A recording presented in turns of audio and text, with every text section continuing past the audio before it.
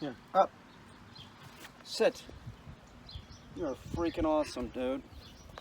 What an awesome guy. This is Pharaoh, and Pharaoh we switched into a raw diet. And if you're gonna do this, know that there is no transition. You don't like mix it in with dog food. Don't do that. You just stop giving them dog food and give them the raw diet. There's a couple. One of the main reasons you do that is because if you're giving pet food, and then say you give bone-in chicken, the pet food will expand inside the dog and push the bone out undigested. It's not good. Pet food's terrible for your dog. If you do it right and the dog is getting enough calcium, you shouldn't have any problems. There should be no diarrhea, no nothing. He's shitting solid and real small. It's not a lot of fiber and carbs in a raw diet. There shouldn't be. It's not raw diet. So he's eating bone-in chicken now. This took just a few days. I gave him beef for his first 2 meals, I think. That was right when he came in. I think I tried him on a really tiny leg quarter and he didn't know what it was, and it said in the crate, so I switched to beef. Got some beef in him because I needed to work with him. So if your dog at home, it's not that big of a deal if your dog doesn't eat. You can feed it the next day. The dog will start eating it when it gets hungry. But I need to work with him, so I want him to eat as quick as possible, just so he's acting normal. You know, he's got to train. So he had beef, and then I gave him a chicken leg quarter, and I don't think that he was interested in it. And then the next time, so I gave him beef again, and I think next time I took the chicken leg quarter and I chopped it up. Hey! And I chopped it up, so it's kind of mashed up, and then I gave it to him, and then he ate that. And from that point on, I've only had him a few days. I don't know, when did I pick you up, brother? Sunday? Maybe Sunday or something? Yeah, I think so, Sunday. So, and it's Thursday. So he's eating bone-in chicken. He eats it like a little monster. He's loving it. He's loving it. The dog that was the picky eater that you shouldn't do is encourage the dog to eat by putting something that you think is a higher value on top. Like, this is very common. Do not do this. You give the dog diarrhea. You're adding protein on top of your dog food and not adding calcium. You're going to give the dog diarrhea.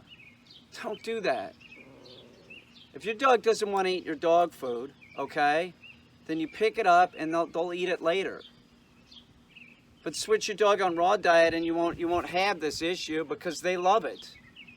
He loves it. He's not being a pig. If I put a piece of chicken down right now, he'll eat it. I could get this guy fat. It's no shit. He loves it. They love eating it. So I had a Skype consultation the other day with somebody that their dog was being finicky.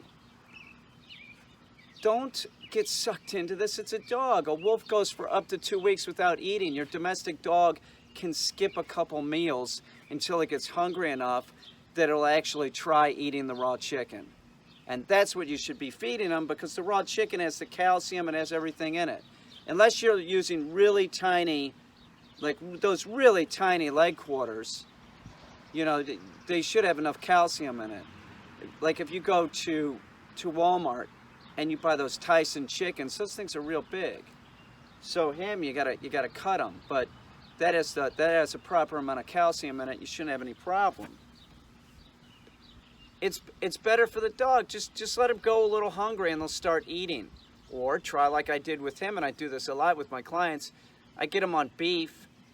You know, I was telling the person that I was doing a Skype consultation with the other day, I was like, well, just cut up the chicken, like smash it up with a knife, you know, just chop, and then add in a little beef and add some oats and get him to start eating it, and then start taking away some of the stuff, like take away the beef.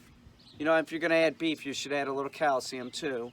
And if you're going to give, this is another thing, if you're going to give steak or anything like that that doesn't have bone in it, you have to add calcium. or you'll fuck up your dog. Bone is part of the dog's diet. That's why bone-in chicken works real good. Cooked chicken bones are bad and dangerous for a dog. Okay? We're talking about raw chicken bones. They totally can crunch them up and digest them. It's highly digestible for a dog. Chicken bones are hollow.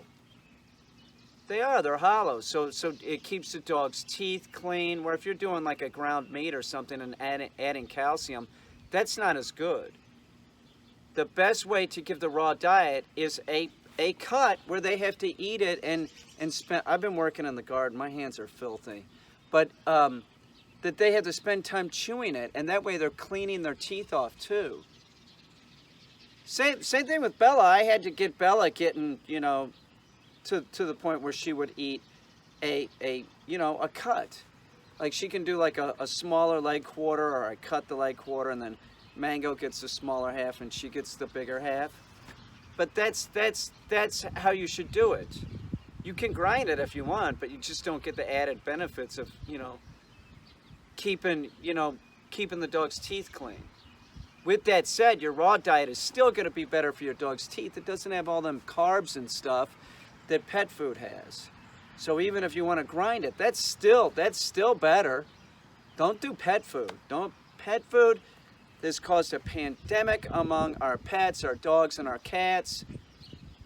It's less expensive too. What do you want to spend more for the stupid convenience of having the dry shit in your closet?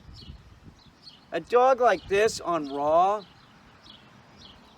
I don't know, you know, I'm trying to think, like, I don't know, $15 a month. I mean, this dog's so small, you could buy Stella and Chewy's.